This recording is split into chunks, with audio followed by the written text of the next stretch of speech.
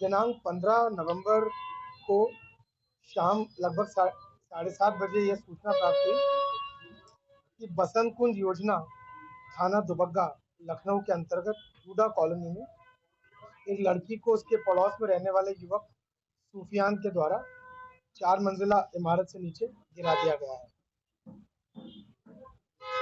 इसी घटना के संबंध में मैं आपको संक्षिप्त विवरण देना चाह रहा हूँ। मृतका हूडा कॉलोनी में अपनी माता और भाई के साथ रहती थी और उसी के पड़ोस में एक ब्लॉक छोड़कर अगले ब्लॉक में सूफियान अपने माता पिता के साथ रहता है। दोनों ब्लॉक की दूरी आपस में लगभग 10 से 15 मीटर है। पड़ोसी होने के कारण दोनों परिवार भी एक दूसरे से पूर्व परिचित हैं। पिछले लगभग 1.5 वर्ष से सूफियान मृतका से दोस्ती करने का प्रयास कर रहा था। ये बात दोनों परिवारों के संज्ञान में भली भांति थी। दोनों परिवारों ने अपने अपने बच्चों को समझाने का हर संभव प्रयास किया था। सूफियान द्वारा मृतका से मित्रता करने के संबंध में थाने पर किसी प्रकार की लिखित अथवा मौखिक सूचना मृतका के परिजनों ने पहले कभी नहीं दी, क्योंकि उन्हें लगता था कि आपसी प्रकरण है और हम इसे आपस में सुलझा लेंगे। कल घटित घटना के कुछ दिन पूर्व सूफियान ने मृतका को एक फोन दिया था, मोबाइल फोन दिया था, कीपैड वाला मोबाइल फोन दिया था। जब मृतका की मां को यह बात पता चली तो वे अपनी बेटी, अपने भाई और अपने बेटे को लेकर आरोपी सूफियान के पड़ोस में प्रथम तल पर स्थित उनके आवास पर गए और उनके बीच आपस में बातचीत हो गई, बहस हो गई। इस बीच मृतका और सूफियान मृतका सीढ़ियों से ऊपर भागी और सूफियान उसके पीछे पीछे चौथी मंजिल से छत पर चला गया। कुछ ही देर बाद मृतका की छत से नीचे गिरने की आवाज आई। वह गंभीर अवस्था में घायल पड़ी थी। तत्काल उसके परिजन एवं पड़ोसी उसे ट्रॉमा सेंटर ले गए, जहां उसे मृत घोषित कर दिया गया। मृतका के परिवार वालों के प्राथमिक बयान के अनुसार सूफियान भी ट्रॉमा सेंटर गया था, किंतु पीड़िता की मृत्यु की बात जानकर वहां से मौके से भाग गया। इस बिंदु की भी गहनता से जांच की जा रही है। तत्काल मौके पर समस्त अधिकारियों द्वारा पहुंचकर घटनास्थल का निरीक्षण किया गया। तत्पश्चात मृतका की मां, जो कि वादिनी है, उनके द्वारा दी गई लिखित तहरीर के आधार पर थाने पर मुकदमा अपराध संख्या 231/2022 अंतर्गत धारा 302 आईपीसी व 3/5 उत्तर प्रदेश धर्म संपरिवर्तन प्रतिषेध अधिनियम बनाम सूफियान पुत्र मोहम्मद राजू निवासी बसंत कुंज कॉलोनी थाना दुबग्गा लखनऊ पंजीकृत किया गया है। आरोपी की गिरफ्तारी हेतु हमारी टीमें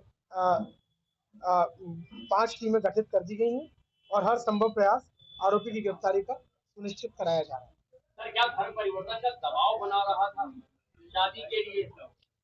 देखिए, जो वादी पक्ष द्वारा तहरीर दी गई है उसके आधार पर मुकदमा पंजीकृत किया गया है और उसमें वादी पक्ष द्वारा यही आरोप लगाया गया है कि धर्म परिवर्तन कर शादी करने का दबाव बना रहा था, परंतु पुलिस द्वारा इसकी विवेचना की जा रही है और सभी तथ्यों का गहनता से विश्लेषण करने के पश्चात ही इसमें अन्य कोई बात कही जा सकती है। ट्रॉमा सेंटर में वो गया था, इसका अपने पास कोई सबूत है या सिर्फ मौखिक बयान? जैसा मैंने कहा कि जो मृतका के परिवार वालों के प्राथमिक बयान के अनुसार जो उस समय मौके पर मौखिक बयान दिया था उसके आधार पर आपको बता रहा हूँ, परंतु इन सभी बिंदुओं का, संपूर्ण घटनाक्रम का विस्तार से विश्लेषण कर जांच की जाएगी और विवेचना को निस्तारित किया जाएगा। कई सारे बिंदु ऐसे जिनके बारे में मेरे स्तर से टिप्पणी इस विवेचना के उपरांत ही की जा सकेगी।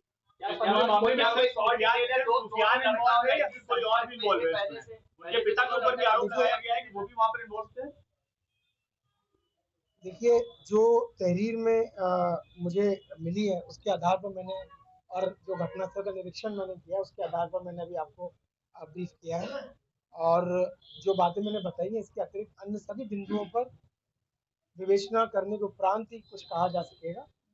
जो आरोप वादी पक्ष द्वारा लगाए गए उनके बारे में मैंने आपको बताया और उन्हीं आरोपों के आधार पर एफआईआर दर्ज की गई है, उसी तहरीर के आधार पर एफआईआर दर्ज की गई है। उन्हीं आरोपों के आधार पर जो धाराएं मैंने आपको बताई है और इसमें अंकित की गई हैं उन धाराओं को लगाया गया है। भविष्य में जल्द ही हम कोशिश करेंगे कि गिरफ्तारी भी हो और विवेचना का शीघ्र निस्तारण भी हो। अन्य कोई भी बिंदु यदि हमें संज्ञानित होते हैं तो हम उससे आपको भी भली भांति अवगत तो क्या कोई मुकदमे भी दर्ज पहले से, और क्या सिर्फ सुफियान को इसमें नामजद किया गया है या उसके परिजन भी है? अभी तो इसमें सिर्फ सुफियान ही को नामजद किया गया क्योंकि यही आरोप परिवार द्वारा लगाया गया था।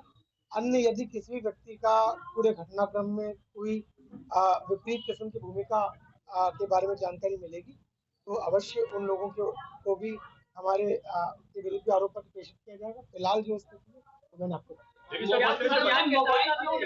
मोबाइल क्यों दिया था? क्या परिवार बता रहा है भाई कोई किसी को मोबाइल क्यों देगा? देखिए, जब तक हम विवेचना ना करें सभी सवाल ऐसे घर में जहाँ किसी बालिका की मृत्यु हो गई हो उसमें सारे सवाल इस समय पूछे जा पाने संभव नहीं होते। पर जो जानकारी हमें अभी तक है वो सारी जानकारी हमने आपको प्रदान कर दी। प्रेम संबंध था या हैरेसमेंट था? जैसा कि मैंने आपको बताया कि जो एफआईआर हमें प्राप्त हुई है उसमें जो जानकारी है वही जानकारी मैंने आपको दी है। इसके बारे में अपने स्तर से कोई प्री कंसीव नोशन होना, कोई पूर्वाग्रह होना उचित नहीं। हम संपूर्ण तथ्यों का विश्लेषण कर ही आपको लॉजिकल कंक्लूजन तक के बारे में बता सकते हैं। मृतका की मां का कहना है कि उसके पास कोई वीडियो था जिसको लेकर वो लगातार ब्लैकमेल कर रहा था, ऐसा उसकी मां का कहना है।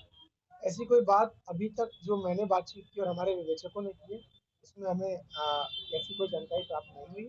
यदि ऐसी कोई जानकारी आती है अवश्य उसे भी हम अपनी विवेचना में सम्मिलित करेंगे। जो है उसके परिवार वालों को भी बताया गया है कि परिवार वाले भी इन्वॉल्व थे धर्म परिवर्तन करवाने के लिए, क्या विवेचना में उनका नाम भी बढ़ाया जा सकता है परिवार के लोगों को? तहरीर में तो ऐसी कोई बात नहीं की गई, परंतु विवेचना के दौरान जो भी तथ्य सामने आएंगे हमारा आरोप पत्र हमारी विवेचना के आधार पर लगता है। एफआईआर से विवेचना की शुरुआत होती है तो जो अन्य तथ्य सामने प्रकाश में आएंगे उन तथ्यों के बारे में हम आपको भी अवगत लड़की की उम्र के बारे में बता दें, बालिग है नाबालिग?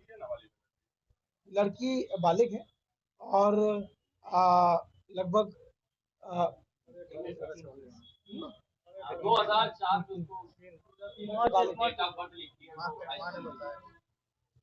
ठीक है सर, थैंक यू।